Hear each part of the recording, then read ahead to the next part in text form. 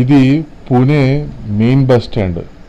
ఇక్కడ Pune main bus stand అంటే ఎవరికి తెలియదు, స్వార్గేట్ అని చెప్పాలి. ఇక్కడ హిందీలో రాసింది, ప్రొనౌన్సియేషన్ అర్థం కాకపోతే ఇంగ్లీష్లో ఇచ్చాను, చదువుకోండి. స్వార్గేట్. స్వార్గేట్ అంటే మీకు ఆటో వాడు ఇక్కడ ఇచ్చి దింపుతాడు. ఇక్కడి నుంచే అన్ని ఊర్లకి వెళ్ళడానికి గవర్నమెంట్ బస్సులు ఉంటాయి. స్వార్గేట్ పూణే మెయిన్ బస్ స్టాండ్.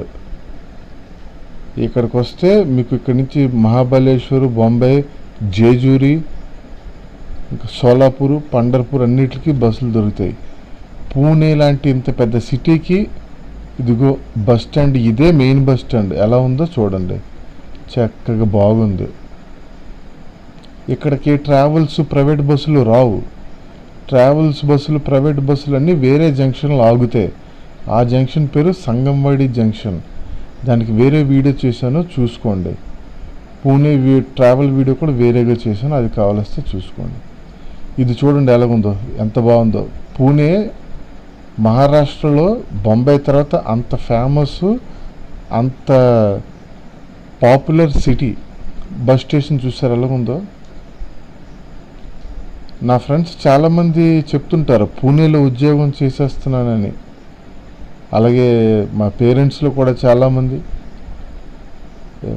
పూణేలో చదువుకుంటున్నారు, చదివేస్తున్నారు.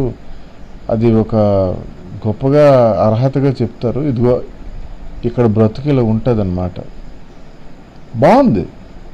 అంటే ఇలాగ చక్కగా బోల్డెన్ బస్సులు ఉంటాయి, చక్కగా బోల్డెంత రద్దీ, జనం, అసలు ఊపిరి పీల్చుకోలేనంత జనం. ప్రతి బస్సుకి పలానా బస్సు ఖాళీగా ఉంటుంది, పలానా బస్సు రద్దీ అనుకోవడానికి లేదు. ఏ బస్సుకైనా జనమే.